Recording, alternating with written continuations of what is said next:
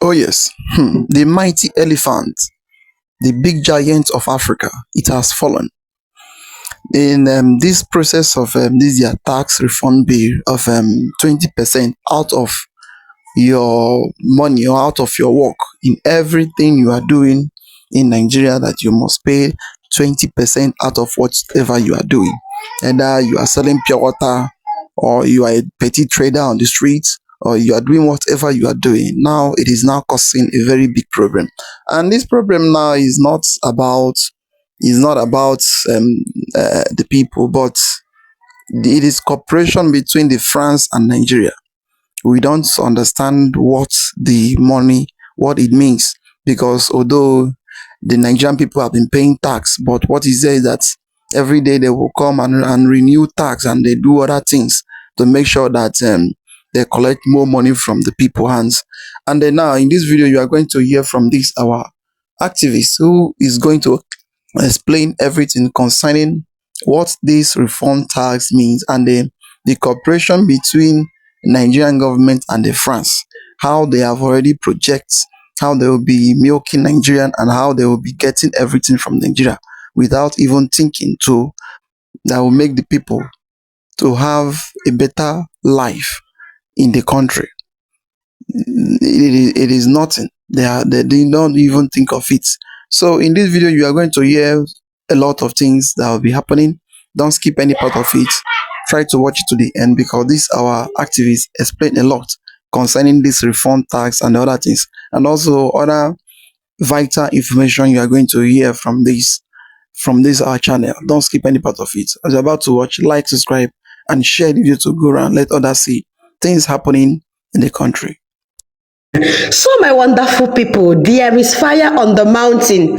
Una see this tax bill, this new tax bill, wey Tinubu don already project, say na 2026 from January na im go start. My people, e don dey cause kasala for internet right now. E be like say na this tax na im go kukuma bring the revolution wey Nigeria need right now, to either to divide the country, make everybody find im way. Because Tinubu think say e get sense, but Nigeria don see say this 20% wey Tinubu say make everybody wey dey the country to be paying to him, Nigeria have seen it as another means wey Tinubu wan dey use to extort money after giving them a whole lot since he started his administration.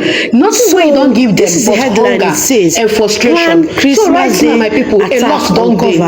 Fire don dey everywhere. Everybody don dey talk, everywhere they shake. My people, make allow una, make una watch this video, see things and hear things for yourself. Hello Nigerians, so please can you guys tell me, folding your arms, keeping mute and silence while we watch things go extremely worst, extremely bad to us Nigerians and to the entire country Nigeria, do you see that as an act of patriotism? Because I see it as an act of madness born out of ignorance.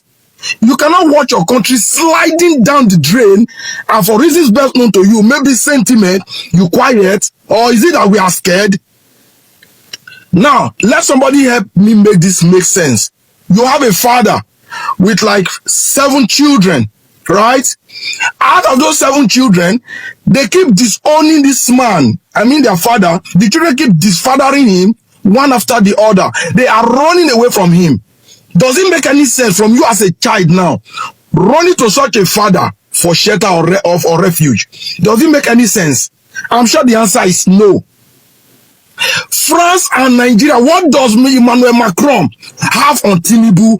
I've asked this before, and I'm asking again, and I will keep asking until we find the answer and perhaps find a solution to this problem. Because this is a problem. The more we think we are talking, the worse they do. All the French colonies of Africa country, most especially the West African part, have all left France. Only Benin left, and they're on the verge. They are struggling to live. The most undeveloped part of the world is the West Africa, and most part of it are the French colonies. Go to Benin, the Togos, the Ivory Coast, the Malis before they break out, the Burkina Fasos, the Nigers. Before they all left France, they were the most undeveloped part, and are still. It is now they are struggling to come out of that rubbish. France is not a friend to any of the African countries. Hence, they are running away from them. Why is Tinubu, with all his hand open, embracing France by all means? What's going on? What do they have on this man? What are they blackmailing him with? Okay, look at this. If this is not madness, then let somebody else explain this.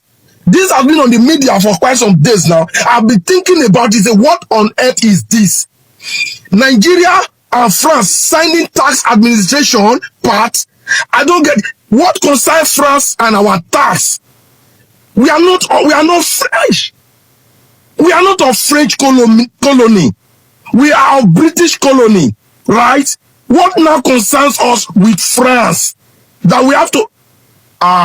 you mean the tax I will be paying from 2026? France now have a share. When Tinubu was in Lagos, he used Alpha Beta. Now he's in Abuja, presiding over Nigeria. He's using France. Is there a debt, this my old France, that you want all of us to pay? Nigerians, you are not asking this question. This calamity is looming. We are just playing deaf ears and blind eyes to it. I think I read on the news saying Northern elders demand immediate termination of that FIRS, Federal Inland Revenue Service, and France tax MOU. It should be disconnected. We have nothing in common with France. There's nothing good about France. France has no good agenda for African countries. If they had, their colonies will not desert them. They will not run away. Burkina Faso became better when they left France. Mali became better when they left France. Go to Niger. They are doing much better now since they left France. And it is now Tinubu is taking Nigeria to France. As somebody think they can explain this to me. I don't know. Maybe there is something I don't know. But obviously, there is nothing positive. Ireland and France has been staggering, losing their stamina financially, economically, since the African countries start leaving them. And Tinubu is bringing them to Nigeria. No, something must be done about this. This madness must not be allowed to continue. What's the meaning of this? What do you need French for? What concerns Nigeria, France, and tax MOU, tax administration? What does that even mean? How did we get here? And there is one non-living thing somewhere. There is one imbecile somewhere. There is one moron somewhere. There is one enemy of Nigeria somewhere who wants this to continue beyond 2027. May such person not see 2027. Honestly, you will not. Unless you are able to make this make sense. Explain this. What concern France in our tax, in our Please, if what is going on in Nigeria is not driving you crazy, then you are obviously not in Nigeria. Because you see patriotism. Patriotism should be putting Nigeria first, not that your favorite politician. I, Odalo, believe it's Nigeria first. And whatever it will take me to be on the side of Nigeria, even if it has to take the last blood in my vein, so be it. Tinubu's policy is anti-Nigeria. It's against Nigeria as an entity and against the Nigerians as a people. Nothing good has ever come from France to African nations. Will it start with Nigeria? The answer is no. So what is Tinubu trying to do?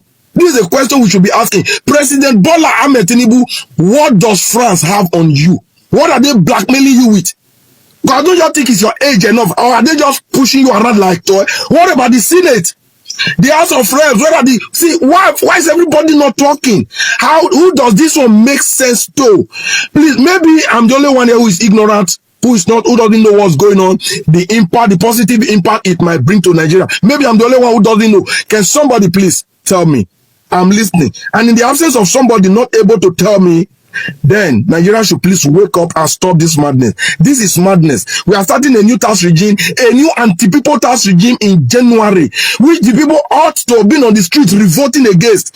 And you are telling us that France will not be involved in our tax system. Somebody is mad somewhere. Somebody is an idiot somewhere, taking advantage of the people's gullibility and quietness. And this shouldn't continue. Honestly, it shouldn't continue. What sort of rubbish is this? So the work that the committee has done that led to the reform bills.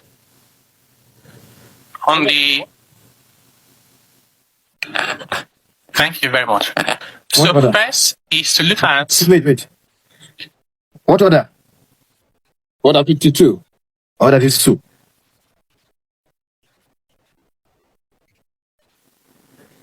And Mr. President,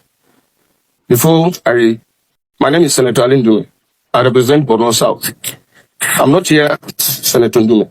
I'm Asundume. I'm Senator. And the rules of debate, 52.7, says it shall be out of order to use offensive and insulting language. You called what I just mentioned on the point of order that I raised. You sitting there to say it's rhetorics. I think it's very unfortunate and you should apologize. Well,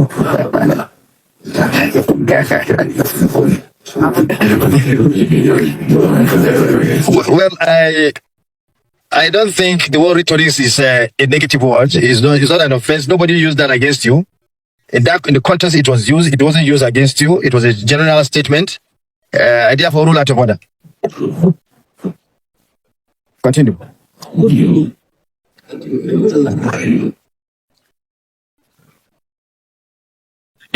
Thank you very much. So I wanted to provide some background leading to the proposed bills. First is to look at our socioeconomic reality for our country. And if the slides come up, you will see the study done by the Bureau of Statistics showing that 133 million of our citizens live in multidimensional poverty. The reason why they live in poverty are 4 dimensions. The first one is they are deprived of education. And this is just basic education, about first 9 years of learning. They are deprived of access to health, including nutrition, food security, and time to health care. They are also deprived of living standards, basic things like safe drinking water. They do not have access to sanitation, as well as water reliability. The 4th dimension of poverty that our people are having to deal with is around underemployment, unemployment, and insecurity. Our economy has not been growing well enough. Over the past 10 years, our growth rate on the average has been under 2%, below our population growth rate.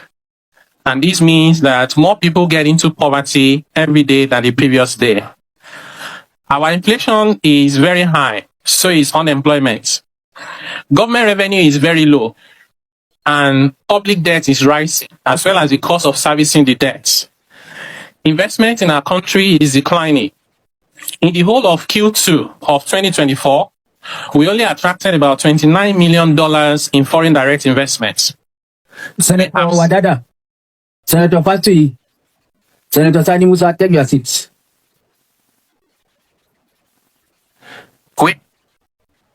We have seen a number of companies exit the country. We have seen those that have closed down, and some that have scaled down their operations from having about 5 plants to about 2, including some local companies. We have significant areas of work improvement in our economy and taking Nigeria to a place we all aspire for the country to be. We are beginning to see positive results. For the area to make improvements, this includes our exchange of the Naira and the stability of the Naira. To rein in on inflation as well as cost of doing business, particularly our young population. Our interest is very high, almost impossible to do any legitimate business, 40-50%. We also have around efficient public financial management, coordination of government policies across different levels, public communication. But the areas where we're beginning to see include the balance of trade and current account surplus. We are beginning to see inflation slowing down in developed markets, which means as they cut their rates, more investment will come in our direction. We're seeing a decline in budget deficits. We're seeing rising revenue, though remains small. And we're seeing crude oil local refining in Nigeria, which is good news. And we have our capital markets not doing badly, could be better. And these are some of the context about what led to the reforms. So Mr. President of the Federal Republic of Nigeria set up the Presidential Fiscal Policy and Tax Reforms Committee last year, August.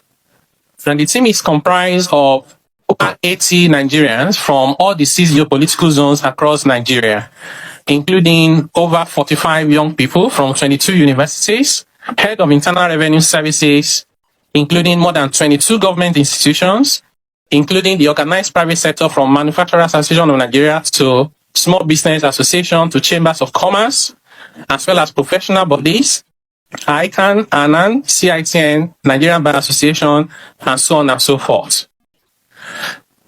We've done a lot of public consultation in developing the proposals before the National Assembly. These consultations include the private sector, it includes trade associations, it includes the civil society, as well as government. Like I said, we are grateful for the opportunity to have the 2-day retreat with Senate last year. We had 1 meeting with the Governors Forum, we had 2 with the National Economic Council. We've had meetings with some of the state governors, individually with their cabinets. We've had meetings with investors community, local and foreign. We had meetings with Nigerians with disability. We had meetings with Nigerians in the diaspora. More than 40 sectors were engaged as part of these proposals. We also conducted requests for submission and surveys, and I'm pleased to inform the Senate that we received submission from all the 36 states in Nigeria. There was no single state that was left out. So we are grateful for the trust that the Nigerian people have in the work of the committee. Some of the findings driving our recommendations today, distinguished senators, is that our budget is very low. It's not enough to fund our development. For the year 2024 that is coming to an end, the total of the budget of the federal government, including the amendment to the Appropriation Act, and all the 36 states of the federation, comes to about 51.1 trillion naira only. If we convert this to the United States dollars, it is just barely $32 billion. These amounts is the size of the budget of Kenya that has only 54 million people, a lot of poverty in the land as well. This amount is less than 1/4 of the budget of South Africa. 130 billion is their budget, and they have about 60 million people. Even by African standard, we are not doing well. On the next slide, as much as the budget is very low, our revenue is even lower. The entire revenue that we generated from taxes is barely 18 trillion naira in 2023. This amount is not even up to fund half of the budget across the federation. And if you look at individual tax contributions from personal income tax, for example, in the whole of last year, Nigeria only collected 1.53 trillion naira in personal income tax. In that same year, South Africa collected 50.5 trillion naira equivalent. That is more than 30 times what Nigeria collected. Even Kenya, with 54 million people, collected 5.8 trillion naira, almost 4 times what Nigeria collected.